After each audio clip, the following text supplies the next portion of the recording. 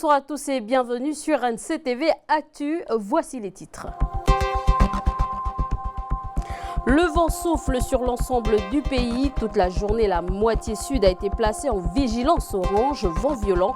Image impressionnante à découvrir au début de ce journal.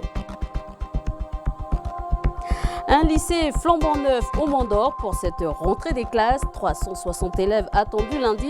Visite guidée, c'est la suite de notre feuilleton consacré à la rentrée scolaire.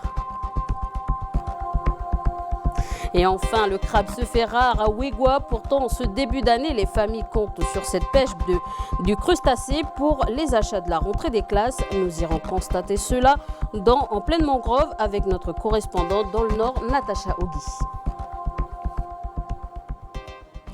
Troisième jour de pluie, les vents violents et des précipitations ont marqué cette journée. Le point avec Océane Zobler sur des images de Falei Ouidjo et des internautes calédoniens. Aujourd'hui, les vents violents et les fortes pluies ont encore touché le sud de la côte ouest et l'extrême sud du pays, qui est passé en vigilance orange vent violent depuis 11h30 aujourd'hui. Dans ces régions, les rafales de vent ont parfois dépassé les 100 km/h. La prudence était donc de mise autant aux abords des côtes que sur les routes. Et en raison des conditions de circulation difficiles sur le réseau routier, causées par les chutes de branches et d'arbres, en particulier près de Moindou et Bourail, le gouvernement a conseillé aux usagers de respecter le balisage mis en place et les limitations de vitesse. Depuis le début de cet épisode orageux, on note sur la côte est et l'extrême sud des cumuls de pluie allant de 100 à 350 mm.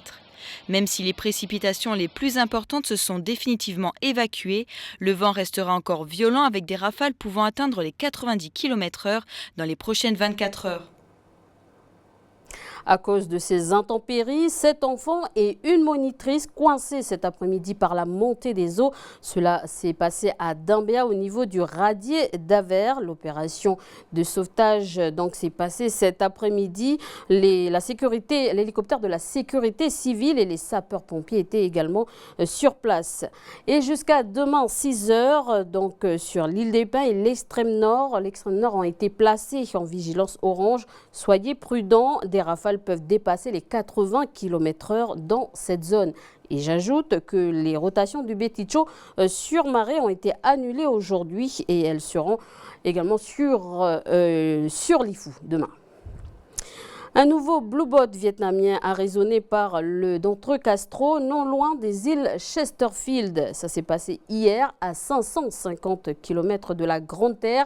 Il est actuellement en cours de convoyage vers Nouméa. Au même moment, le collectif du pays pour la défense de nos lagons et de notre ZEE, la zone économique exclusive, a rencontré la direction des affaires maritimes. Le commandant des opérations de la Marine nationale. Rappelez-vous, le collectif a vu le jour lors de l'interception des bluebots vietnamiens au large de Belep au mois de janvier. Yann Malou, président du collectif, demande des sanctions plus lourdes. Aujourd'hui, on demande à ce qu'il y a des mesures que notamment le gouvernement et l'État vis-à-vis de ce dernier bateau qui a été appréhendé, qui prennent des mesures beaucoup plus sévères, notamment au niveau de la justice. Et il faut maintenant qu'ils essaient de brûler les bateaux, les mettre à terre, mais trouver un moyen qui soit vraiment radical. Donc aujourd'hui, on veut rencontrer impérativement les politiques parce que c'est eux les décideurs. Donc c'est à eux de décider quelle est la suite, comment on fait, est-ce qu'il faut travailler avec d'autres pays. Il y a un message aussi pour la province Nord parce que c'est de là où aussi sont partis aussi les premières, les premières interventions dans le lagon. Donc aujourd'hui, ce qu'on demande aussi, c'est au niveau de Belep, c'est qu'il y ait un meilleur renfort concernant les gardes-côtes, parce que cela ne suffit pas. Donc je pense qu'il faut que toutes les autorités, que ce soit la province et aussi les communes, puissent travailler et puis pouvoir mutualiser pour justement donner les moyens pour appréhender aussi et puis faire aussi de la surveillance à chacun son niveau. Voilà, Yann Moalou au micro de Falaï Wedjo. Le collectif devrait rencontrer le gouvernement dans les prochaines semaines. Et ce phénomène touche tout le Pacifique. Le Cairn Post nous informe ainsi qu'un bateau vietnamien a été arraisonné il y a quelques heures au large des côtes de Cairn, en Australie, avec 2,5 tonnes de bêche de mer pêchée illégalement. Lundi, un bateau philippin a été aussi arraisonné aux îles Marshall, nous informe le journal Marianas Variety. Et si vous avez déjà fait vos achats pour la rentrée des classes, eh bien d'autres encore essayent de trouver de l'argent pour leurs courses. C'est le cas des mamans de la tribu de Tiari à Wegwa. Cette commune est réputée pour son diaote et sa grande mangrove. Et qui dit mangrove dit crabe. Mais le crustacé se fait rare. Habitué de cette pêche, ces mamans remarquent une diminution de l'espèce qui se fait sentir dans le portefeuille. Natacha Ogi. Ah ouais, c'est vide. Il n'est pas là. On va continuer, il y a un autre trou là-bas. Accroupie au pied d'un palétuvier, le bras enfoui dans un trou d'environ 1 mètre, Odette est à la recherche de crabes depuis le lever du soleil.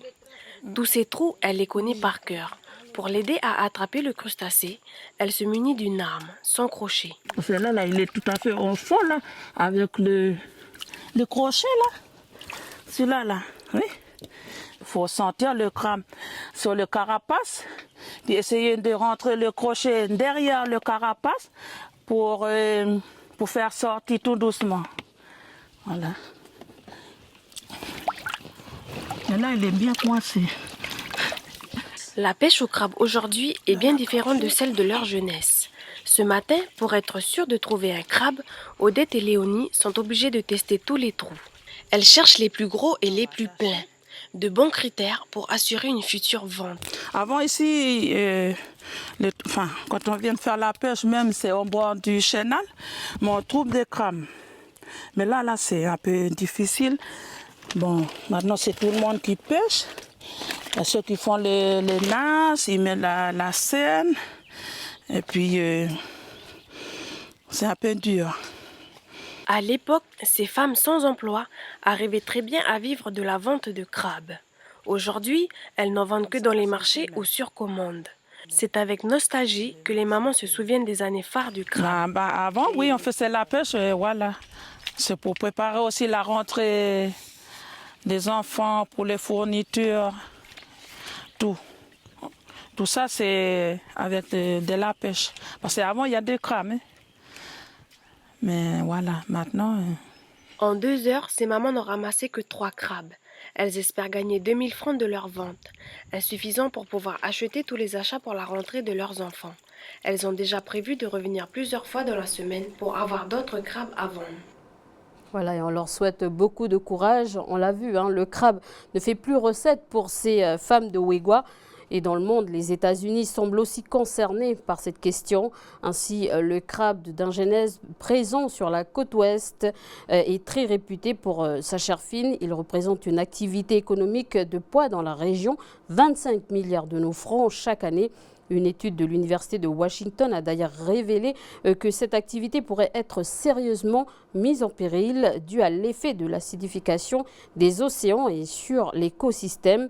Et donc certaines espèces y est mis en évidence une question d'importance puisqu'une hausse de 55% de taux d'acidité des océans est attendue dans les 50 prochaines années. Or, ce crabe fait partie des espèces les plus vulnérables à cette acidification.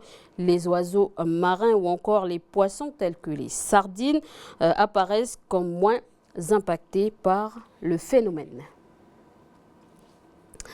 Et comme promis, en titre, c'est l'heure de notre feuilleton avec la rentrée des classes. Les élèves de la commune de Mandor ont leur lycée et plus besoin d'aller à Nouméa avec 2 étages, des salles de labo et ateliers, 45 salles de classe. Ce nouvel établissement pourra accueillir dès lundi les 360 élèves. Visite guidée avec Diok Menango.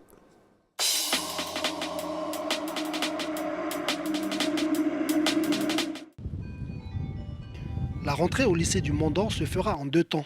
Lundi, les secondes générales et technologiques suivront mardi, tout l'enseignement professionnel et les BTS. À terme, c'est plus de 900 élèves qui évolueront dans cet établissement. Et malgré quelques travaux en cours, le proviseur reste confiant. À cette rentrée, nous faisons entrer entre 350 et 360 élèves. Et nous disposerons déjà des 3/4 des locaux. Donc on est largement au-dessus de ce dont nous avons réellement besoin. Il n'y a pas de souci de ce côté-là. C'est la mairie du Mont d'Or pour le terrain et l'État qui ont financé ce lycée pour un montant de 5 milliards de nos francs. Un outil de développement qui répond entre autres à la saturation des lycées de Nouméa. L'autre raison, c'est qu'il y avait une volonté de créer de nouvelles filières. Il y a des filières, comme on l'a dit tout à l'heure, qui n'existeront sur le territoire de la Nouvelle-Calédonie qu'au Mont d'Or. Et puis je dirais enfin qu'il y avait aussi, c'est notamment une volonté des élus du Mont d'Or et de la province, des difficultés pour les jeunes qui habitent le sud de la province sud et qui devaient se rendre dans des établissements très éloignés de chez eux. On va leur permettre de gagner un temps de transport très important qui sera bien mieux utilisé à leurs études proprement dites. Depuis plusieurs jours, c'est au milieu des sous-traitants que le personnel du lycée, dont les profs, s'acharne pour conditionner correctement les salles et les ateliers dédiés notamment à ces nouvelles filières dans le domaine du numérique, de l'environnement et de l'hygiène. Donc c'est les professeurs de l'équipe qui sont en train d'installer, vous voyez, c'est une chambre d'hôpital. Et donc c'est là aussi pour apprendre à leurs élèves les techniques nécessaires à l'entretien de ce genre de locaux. En revanche, pour les séances de sport, ces derniers devront pour le moment utiliser les installations de la commune. Et faute d'internat avant l'année prochaine, c'est les lycées du Grand Nouméa et du P3 Titi qui accueilleront les 25 internes du lycée du Mont d'Or. Voilà, c'est la fin de cette édition. Merci de nous avoir suivis. Merci à l'équipe technique et à l'équipe de la rédaction qui m'a aidé à réaliser ce journal. C'est Jamie que vous retrouverez lundi. En attendant cela, retrouvez l'hebdo qui sera développé ce week-end. Et bonne rentrée à nos enfants.